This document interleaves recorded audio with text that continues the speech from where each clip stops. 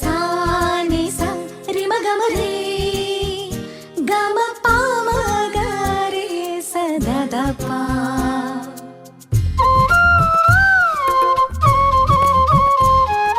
புல்வெளி பெய்யும் சாரலை போல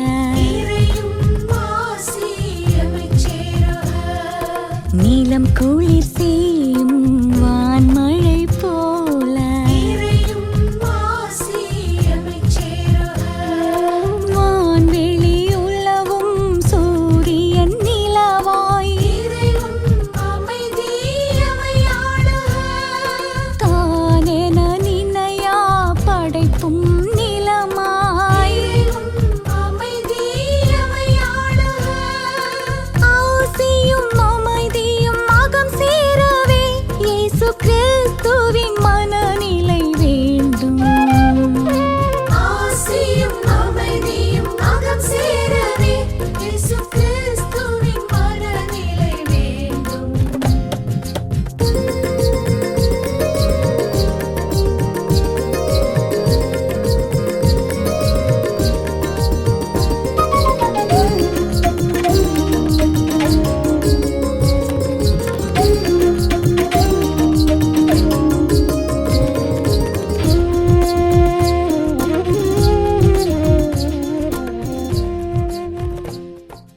தந்தை மகன் தூயாவியாரின் பெயராலே ஆமேன்.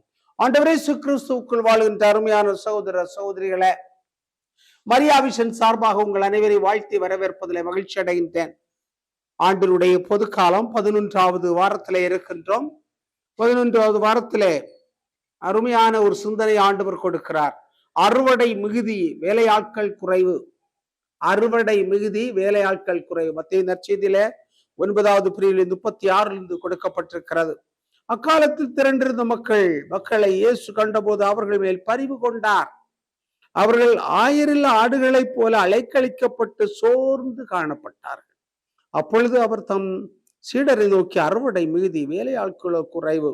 ஆகையால் தேவையான வேலையாட்களை தமது அறுவடைக்கு அனுப்பும்படி அறுவடையின் உரிமையாளரிடம் மன்றாடுங்கள் என்றார். இயேசு தம் சீடர் 12 தம்மிடம் வரவழைத்தார். தீயாவிகளை ஓட்டவும் நோய் நொடிகளை குணமாக்கவும் அவர்களுக்கு அதிகாரம் அளித்தார். அத்திருத்தூதர் 12 பெயர்கள் பின்வருமாறு: முதலாவது பேதுரு என்னும் சீமோன், அடுத்தது அவருடைய சகோதரர் அந்திரேயா, செபதேயுவின் மகன் யாக்கோபு, அவருடைய சகோதரர் யோவான், பிலிப்பு, பத்தலமேயு, தோமா, வரி தண்டனவராகிய மத்தேயு, அல்பேயுவின் மகன் யாக்கோபு, ததேயு, தீவிரவாதியாயிருந்த சீமோன், இயேசுவை காட்டிக் கொடுத்த யூதாசு இஸ்காரியோத்து. இயேசு இந்த 12 அனுப்பியது அவர்களுக்கு அறிவுரையாக கூறியது: பிற இனத்தாரின் எப்போதைக்கும் செல்ல வேண்டாம், சமாரியாவின் நகர் எதிலும் நுழைய வேண்டாம், மாறாக வழி தவறி போன ஆடுகளான இஸ்ராயேல் மக்களிடமே செல்லுங்கள். அப்படி செல்லும் போது விண்ணரசு நெருங்கி வந்து விட்டது என பறைசாற்றுங்கள். நலம் குன்றியவர்களை குணமாக்குங்கள், இறந்தோரை உயிர் பெற்றலச் செய்யுங்கள், தொழுநோயாளரை நலமாக்குங்கள், பேய்களை ஒட்டுங்கள். கொடையாக பெற்றீர்கள், கொடையாகவே வழங்குவீர்கள். கிறிஸ்து வழங்கும் நற்செய்தி.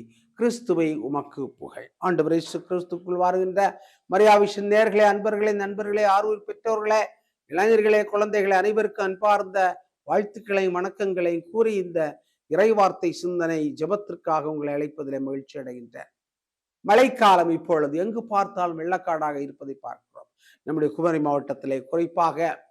எனவே இந்த காலகட்டத்திலே பயிர் செய்ய வேண்டியதை அறுவடை செய்யக்கூடிய காலகட்டமாக இருந்தால் சிக்கலான ஒன்றாக மாறிவிடும். காரணம், தண்ணீரிலே அந்த பயிர்கள் எல்லாம் மூழ்கிவிடும், அழுகிவிடும், முளைத்துவிடும் என்று நாம் அறிகின்றோம். அதுபோன்றுதான் ஆண்டவர் இயேசு கிறிஸ்து இறையாட்சியினுடைய மதிப்பீடுகளை பற்றி சொல்லிக் கொடுத்து கொண்டே இருக்கிறார், கற்பித்து கொடுத்து கொண்டே இருக்கிறார், போதித்து கொண்டிருக்கிறார், புதுமைகளை செய்கின்றார். எனவே இயேசுவை பார்க்கின்ற பொழுது மக்களுக்கு சற்று வித்தியாசமாக தெரிகிறது. வித்தியாசமாக தெரிவர் இறை மகன் என்று அவர்கள் பார்க்கிறார்கள், இறை வாக்கினர் என்று சிலர் பார்த்தார்கள். எனவே அவரை கேட்பதற்காக, அவருடைய வார்த்தைகளை கேட்பதற்காக திரண்டு வருகிறார். இப்பொழுதெல்லாம் நாம் பார்க்கின்ற அரசியல்வாதிகள் கூட்டம் நடத்தினால் மக்கள் திரண்டு போகிறார்கள், வண்டி பிடித்து செல்லுகிறார், கூட்டம் கூட்டமாக செல்லுகின்றார்கள், கூட்டம் கூட்டமாக செல்லுகின்றார்கள்.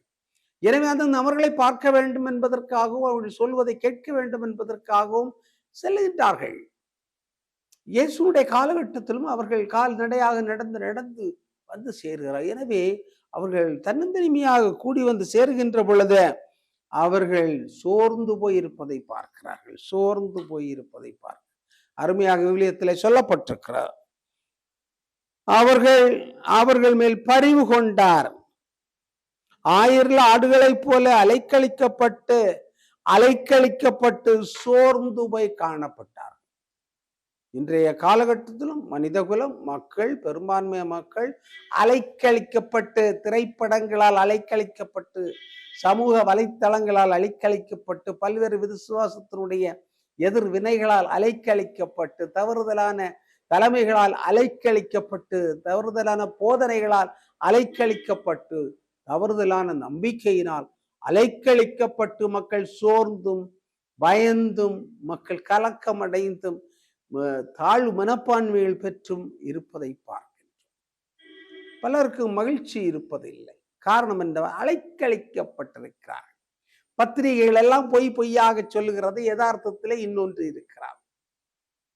திரைப்படங்கள் ஒன்று சொல்லுகின்றன, திரைப்படத்திற்கு வெளியே இன்னொன்று இருக்கிறார். எனவே நிஜம் ஒன்றாக இருக்கிறது, நிழல் இன்னொன்றாக இருக்கிறார். எனவே அலைக்கழிக்கப்படுகின்றார். எங்கே நலம் கிடைக்கும், எங்கே இறைவார்த்தை கிடைக்கும், எங்கே உண்மை கிடைக்கும், எங்கே வாழ்வு கிடைக்கும், எங்கே வளர்ச்சி கிடைக்கும், எங்கே நீதி கிடைக்கும், நீதிமன்றங்களுடைய படிக்கட்டுகளிலே பணக்கட்டுகளை கொண்டு அலைக்கழிக்கப்படுவதை பார்க்கின்றோம். இயேசு இதை பார்த்தவுடன் உணர்கின்றார். அறுவடை மீதி வேலையாட்கள் குறைவு. அறுவடை மீதி வேலையாட்கள் குறைவென்றால் இறையாட்சியினுடைய மதிப்பீடுகளை மாண்பையும் பற்றி சொல்லிக் கொடுப்பதற்கான வாய்ப்புகள் நிறைய இருக்கின்றன.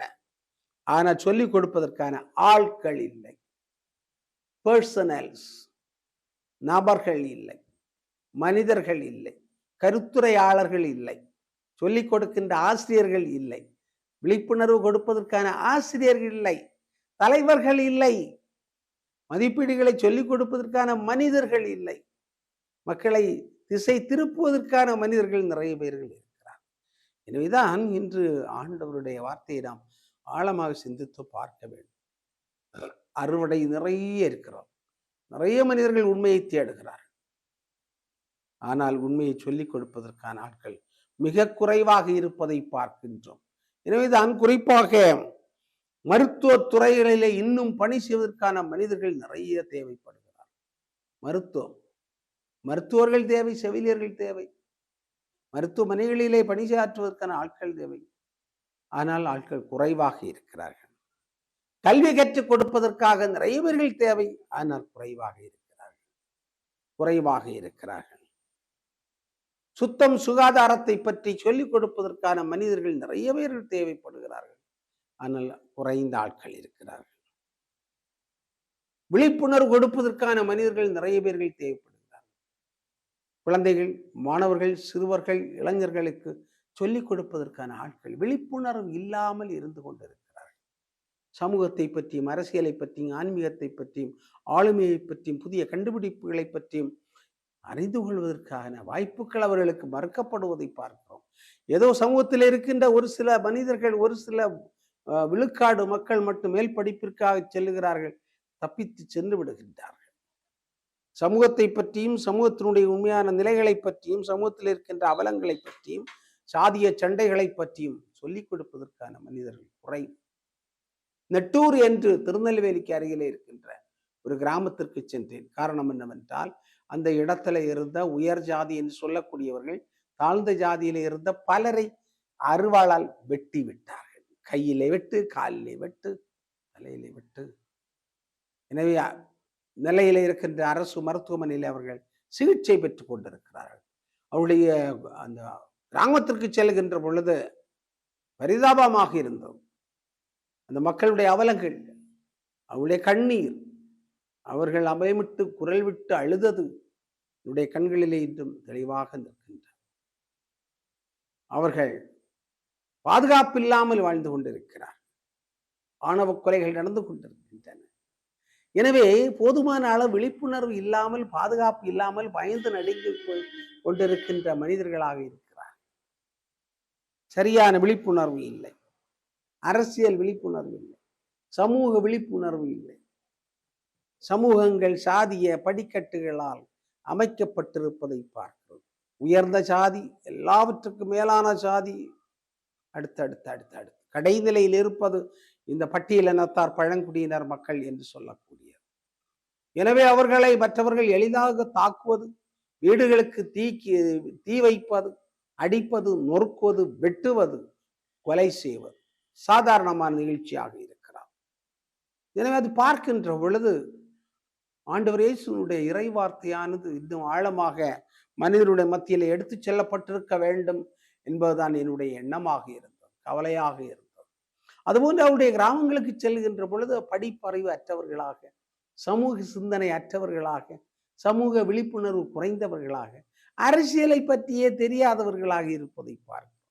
அண்மையில் கூட நடந்த தேர்தலிலே அரசியல் தலைவன் யார், வேட்பாளர் யார் என்று சொல்லி கூட தெரியாமலே ஒட்டு போட்டிருக்கின்ற மக்களை பார்க்கின்றோம். எதற்காக இவர்கள் இப்படி போடுகிறார்கள், யாருக்கு போடுகிறார்கள், அவருடைய கொள்கைகள் என்ன, அவருடைய கோட்பாடுகள் என்ன, அவருடைய தத்துவங்கள் என்ன, அவருடைய லட்சியங்கள் என்ன, இந்த கட்சியினுடைய லட்சியம் என்ன என்று அறிந்து கொள்ளாமல் இருப்பதை பார்க்கிறோம்.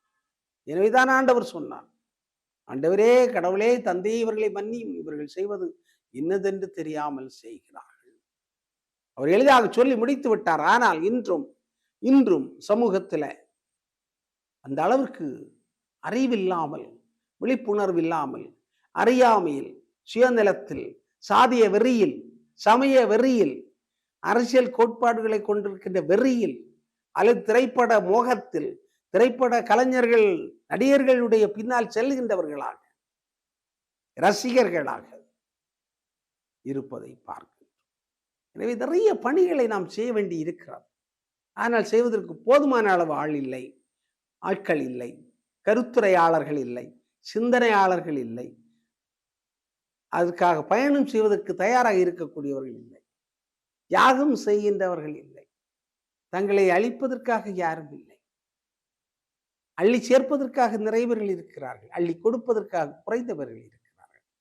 எனவேதான் ஆண்டவர் சொல்லுவார், அறுவடை மிகுதியாக இருக்கிறார், விளைச்சல் மிகுதியாக இருக்கிறார், ஆனால் கூட்டி சேர்ப்பதற்கான ஆட்கள் இல்லையே என்று அவர் வேதனைப்படுகிறார். அவர் வாழ்ந்த காலகட்டத்தில், ஒரு சமுதாயத்தில், ஒரு காலகட்டத்தில் மனிதனாக வாழ்ந்து சொல்ல வேண்டியதெல்லாம் சொல்லி முடித்து கண்டார். இன்று நாம் அதை எடுத்து செல்ல கடமைப்பட்டிருக்கிறோம் அன்புக்கினி அவர்களே.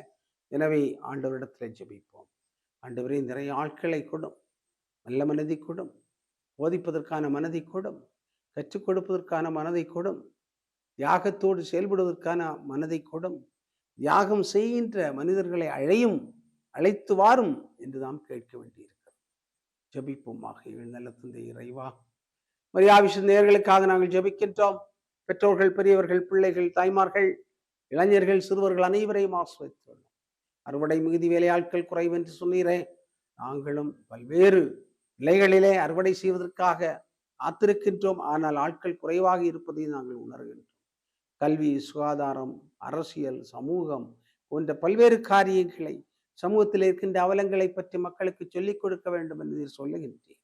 ஆனால் பல்வேறு இன்னல்கள், இடையூறுகள், தடங்கல்கள் வந்திருப்பதை பார்க்கின்றோம். இவற்றை நாம் அகற்றி நாங்களும் உம்முடைய அறுவடைக்காக உழைக்கின்ற மக்களாக மாறச் செய்கிறார்.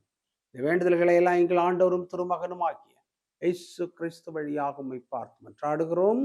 ஆம். தந்தை, மகன், தூய ஆவியாரின் பெயராலே ஆமென்.